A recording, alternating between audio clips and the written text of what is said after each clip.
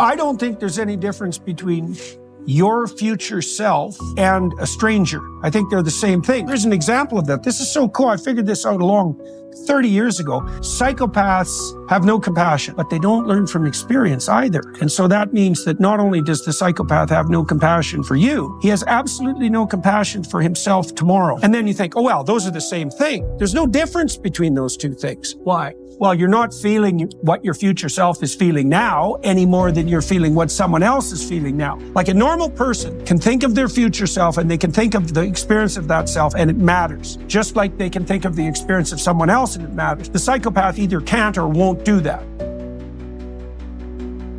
Well, I can define it. I mean, sure, yeah, go for it. Well, a psychopath will gain short-term advantage at the cost of long-term relationship.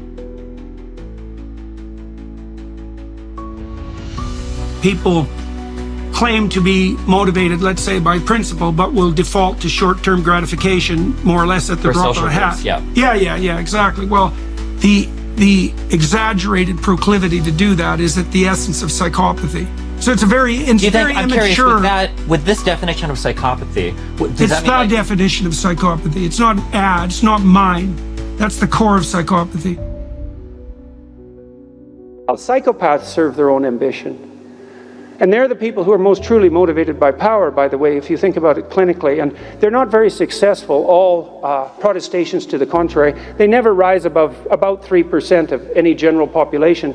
And maybe it's a better strategy to be a manipulative psychopath than to lay inert on in your bed, in your mother's bedroom when you're 40, but it's not an optimal strategy.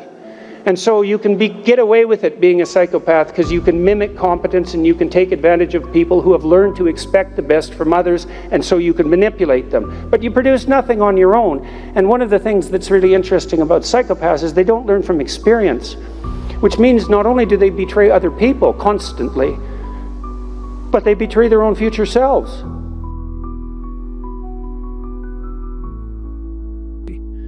So what a psychopath does is feign competence, right? So most psychopaths are very emotionally stable. And so one of the early stage markers for competence is self-possession and calmness.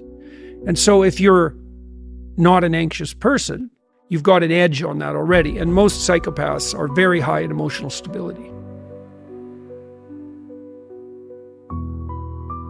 If you're preyed upon by a psychopath, which you will be to some degree at some point in your life, the psychopath, who will be narcissistic, will presume that you're stupid and that you deserve to be taken advantage of because you're naive and stupid. So the proof that you're stupid, naive, is that he can take advantage of you. Robert Hare, for example, who studied psychopaths for a long time and interviewed a lot of them, like hundreds of them, and videotaped many of the interviews, he said when he was talking to the psychopath, he always believed what they were saying. And then he'd watch the video afterwards and see where the conversation went off the rails. But, you know, the proclivity to be polite in a conversation is very strong.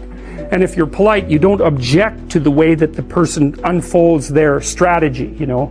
And psychopaths are pretty good at figuring out how to manipulate, obviously, how to manipulate people. And the probability that you will be immune to that is extraordinarily low. It's not a good game because in the real world, most psychopaths get found out pretty quickly. You can screw somebody once and maybe twice, but then they figure it out and then word gets around. And so in the real world, two things happen. Psychopaths have to be itinerant so they can find new people to exploit. And the other thing that happens is generally non-psychopathic males who are fairly aggressive keep the psychopaths under control.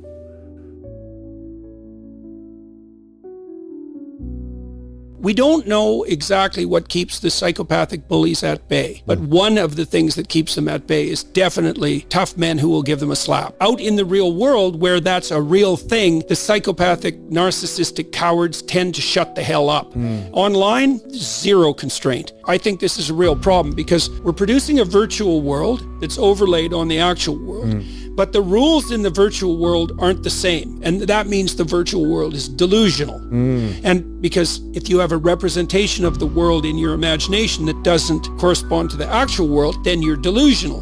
Okay, one of the delusions that's saturated social media, the virtual space, is that you can get away with being a dependent narcissistic psychopath. The problem with that is that historically, when those people have got the upper hand, everything collapses. Like they're the burn it all to the ground sorts of resentful creatures. It's not good that they have free reign on social media. It's really not good. Young women are much more likely to be seduced by psychopaths than older women, because the psychopaths mimic competence, and women read confidence as a marker of competence, and that's reasonable, but that opens up space for exploitation. And of course, they get exploited by people like that, and they think, well, that's what men are like. And women like that, you know, they have boys, and then they're afraid of the boys whenever they express anything looking like masculine competence, and they basically emasculate the boys, and then the boys get bitter, and then they mistreat women, and the whole bloody thing just spirals out of control.